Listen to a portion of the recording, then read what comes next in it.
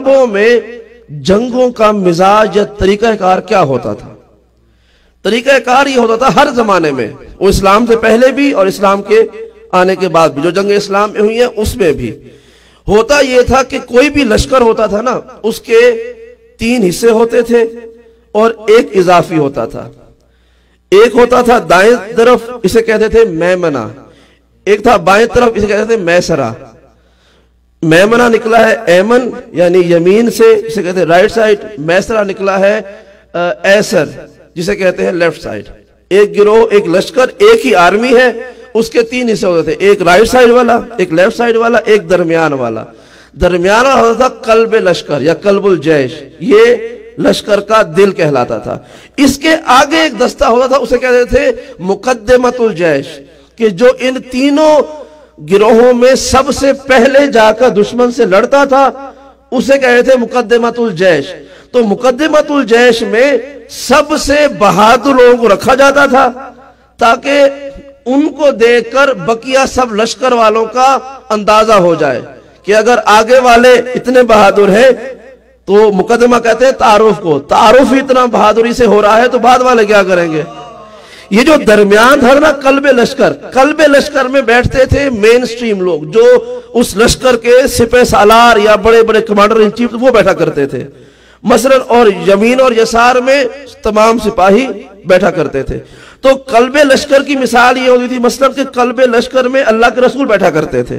मिसाल दे रहा हूं, जंग हुई तो कल्बे लश्कर में अल्लाह के रसूल बैठे, मुकद्दमतुल जैश में मौला कायनात, अमीर हमजा, इस तरह के अफराद के जो जाते थे और लड़ाई करते थे। अच्छा अब जुमला सुनिएगा, ये उस जमाने की जंगों का दस्तूर ये था, मुकद्दमा वालों से सिर्फ मुकद्दमा वाले लड़ा करते थे, जो अपनी लश्कर के फौज की पोजीशन में बराबर थे वो लड़ेंगे। कल्ब वालों से कल्ब वाले लड़ा करते थे, मैमना वालों से मैमना वाले, मैसरा वालों से मैसरा वाले, ये थी तरतीब। अब लड़ाई का भी एक मेयार था, वो क्या होता था, जब लड़ाई के लिए आते थे तो पहले अपना तारुफ करवाते थे। रजिस की सूरत में कभी अपने फजाइल पढ़ते, अगर कोई रजिस ना पढ़ता तो सिर्फ अपने बाप दादा का नाम बता देता कि मैं फलान हूं, मेरे बाप का नाम फलान है, मेरे दादा का नाम फलान है, मेरे उसके बाप का नाम फलान है। तो वो 3-4 नस्लें शजरे बताकर लड़ाई करता था, ललकारता था। तो अरबों में निजाम ये था कि जो शख्स पहले आता और साफ कहता कि मसलन मेरा तारुफ है तो अपना तारुफ करवा, अगर मद्दे मुकाबिल भी उसी पैमाने और मेयार का होता तो लड़ाई कर लेता, और अगर उससे किसी तरह से भी कम होता कहते वापस आ जा, तुझसे नहीं लड़ूंगा, तुझसे नहीं लड़ना है मैंने। और ये जंगे बदर का वाकया है, हमारी तादाद 313 थी, काफिरों की तादाद 1000 से भी ज्यादा थी। तो जब मसलन हमारे इस्लाम के लश्कर के गुलाम जाया करते थे ना, मतलब जनाब बिलाल चले गए लड़ने के लिए, तो सामने से बनी उमैया वाले आए, उन्होंने कहा कि मैं फलां बिन फलां, मसलन अबू बनी उमैया के फादर ने कहा मैं फलां बिन फलां लड़ने के लिए आया हूं, तू कौन है। जनाब बिलाल ने कहा कि मेरा कोई तारुफ नहीं, यही कि मैं बिलाल हूं, मैं मोहम्मद का गुलाम हूं। तो वो कहते थे कि नहीं तुमसे नहीं लड़ना, तो हमारे गुलामों से लड़। यानी लड़ाई के लिए भी वो बराबरी देखा करते थे।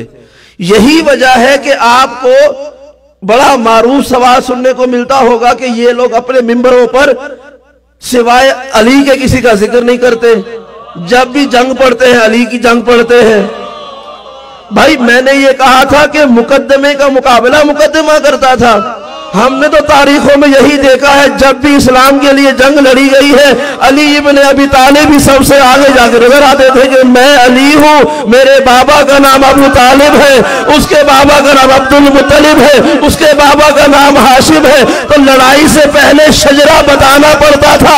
अब पता चला तलवारें तो बहुत सारे लोगों के पास थी, मुज़क्कर तो बहुत सारे नजर आते थे, लेकिन जंगों में ये लड़ने से घबराते क्यों थे? इसीलिए घबराते थे कि मद्दे मुकाबिल को शजरा बताना पड़ेगा।